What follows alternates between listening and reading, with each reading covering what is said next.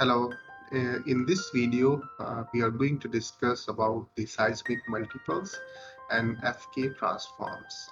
How does multiples differentiate from the primaries, and why does they produce, and how we have some removal methodology for these type of multiples. So my name is Dr. Yasser. So in the end of this video you will be able to understand the seismic multiples and why, when, and how they appears in the seismic data, and what are the methods of removing these multiples. And also we'll discuss a little bit about FK, how we can use FK transform to remove this type of noises and multiples as well. So let's start with the multiples. So in marine seismic data, there are number of multiples. We look at the seismic data. So this is a very challenging part.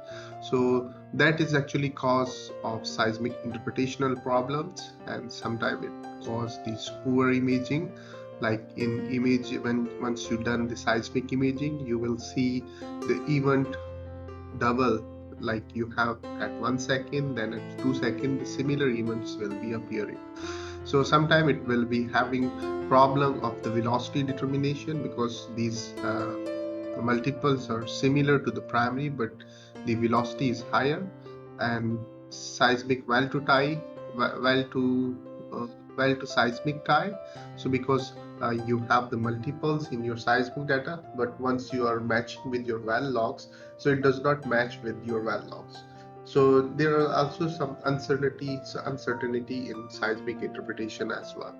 So on the left side, you can look at the surface multiples. So there are different type of multiples, but we are going to discuss surface multiple, interbedded multiples, and combined multiples.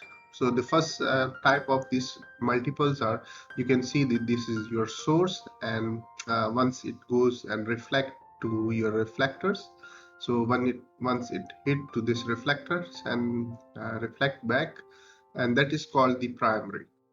So once you have the primaries, and then sometime this primaries will reflect from the surface of the water. Normally these multiples are appears in the marine seismic data. So then it again goes back into the ground. Then again it reflect back, which is called the first order. Then again, if sometime it happens, the energy is enough strong, and it can reflect back again, so it can again produce the second order multiple. So sometimes these multiples are not only reflecting from the first surface, but there's some multiple reflectors or the beds in the subsurface.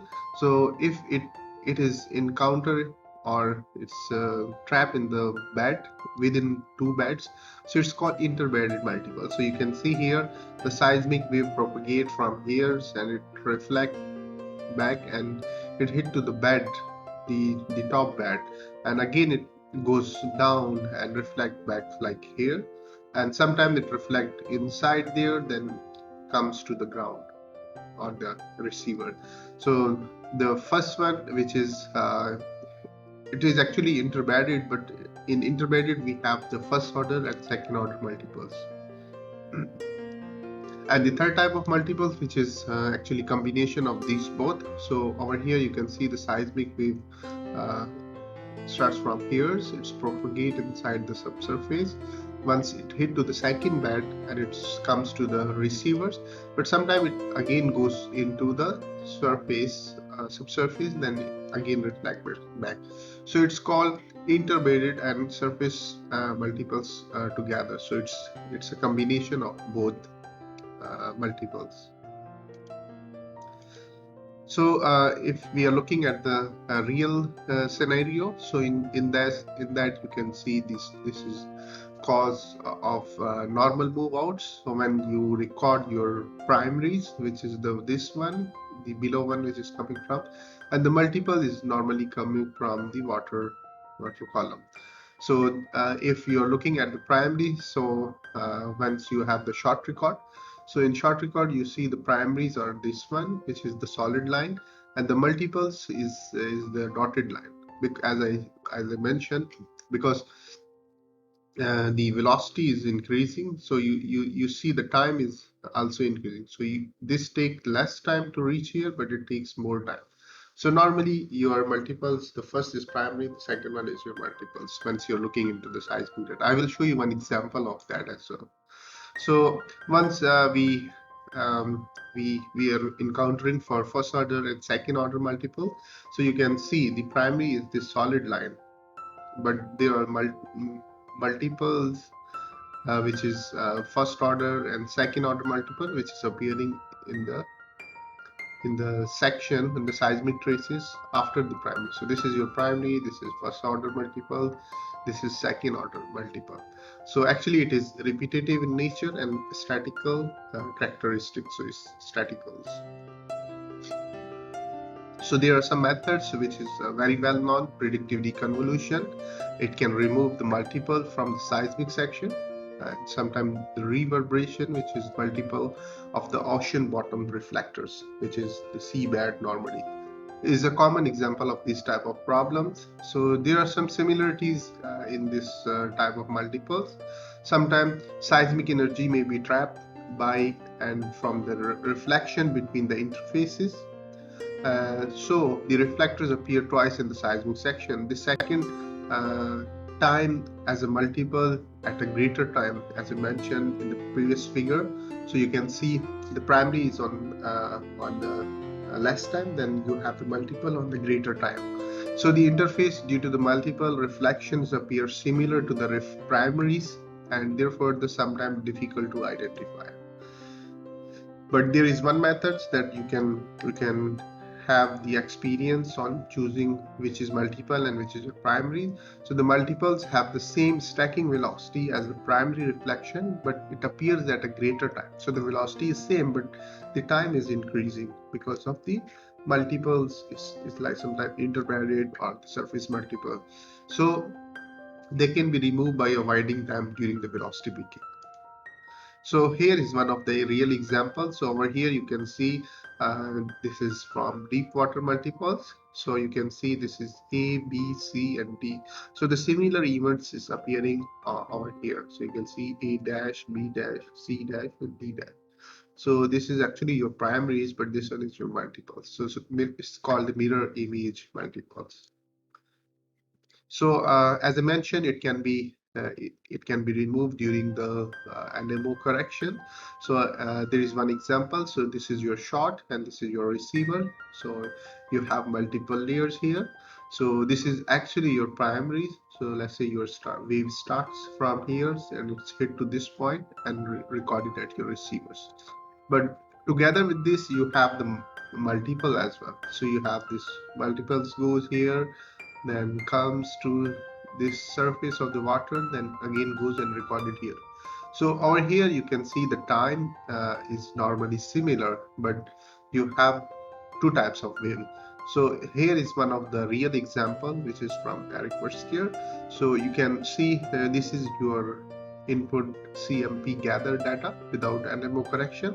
So once you do the NMO correction, so you can feel like you have the primaries, which is upward going, and you have the multiples, which is going down. So the move out, when you're choosing the higher velocity, so it will be still going up, but your multiple still has very high velocity. It's the same velocity, but your time is greater. So that's why you can choose either which is your primaries, which is your multiple. So over here in this section, so once you do the NMO correction, so you can see your move out of the primaries is going to be straightened up, but your multiples is still the move out is down over here. So the red arrow shows the multiples and the blue is your primaries, because that is flattening up. So there is some other procedure which is FK transform, so which is also used for removing the noise. So let's say we have the input data on the left side, then we have the let's say we take this input data into our workflow, which is CMP on this CMP stack or short gather data. So what we do, we apply the 2D Fourier transform in case of we have the 2D seismic data. So then we have to define a fan rejected zone. So once our data is converted into from time domain to frequency domain, so you can see a different frequency. So you can define, I will show you one example over here. So you can define which part of the amplitude or the frequency you want to remove and which one you want to keep. So then you can assign zero the transform with the rejected. So in the rejected zone, you can assign as a 0 to that area. Then finally, you can apply the inverse Fourier transform to get the filter output data. So on the right side, you can see this is a short gather data after FK transform. So you can see a lot of noises like ground rolls, especially the ground roll is very important in this type of procedure. So that can be removed this part. So this is one of the real examples. So over here you can see on the left side is your time domain and on the right side is your frequency domain. So you can see your refractions actually appears on that side. Reflections come exactly at the 0 cycle per second and the ground rolls comes away from the 0 cycle. So you can remove, either you want to remove the ground roll, then you can define this rejected zone and assign as a 0, so you can remove the ground roll. So this is another example from the real data. So you can see this is your time domain and this is your frequency domain. So you have the alias frequencies, which is considered as a noise energy, and you have the direct noise energy, and genuine reflection, as mentioned, is at 0 cycle per second. So these are actually your reflection which you are interested in. So especially for multiple removal, there is another method which is called surface related multiple elimination, which is shortly its acronym is SRME. So it is a very elegant and very efficient algorithms that actually predict all the surface multiples by a convolutional process applied to the seismic field data with minimal pre-processing. So once predicted, the multiples are removed from the data by the adaptive subtractions. So this is a quite good methods which I'm going to show you one example over here. So this is from one of the literature. So you can see on the left side you have the input data. So you have multiple layers, which is first layer, second and third layer. So these are the major layers, but you can see a very weak signals over here, which is called your multiples. So this is one of the mirror image of this reflectors. Then if you are taking this reflector, you have the mirror image again of these reflectors again. So on the once we apply this predictive multiple 3D SRME, so you can see these multiples have been detected in this data set. So this red arrow shows your multiple section. So this one is one multiples and this is second multiples, and probably there is one layers which is the multiples of this one. So that's why we remove these multiples from this data. Then the output, the final output is this one. So over here you have the only primaries, which is called the reflection, which is your goal. So on the left side you can see this one is with multiples and this is without multiples. So you have removed these layers which was appearing on here. And with that's all, thank you so much and have a good day.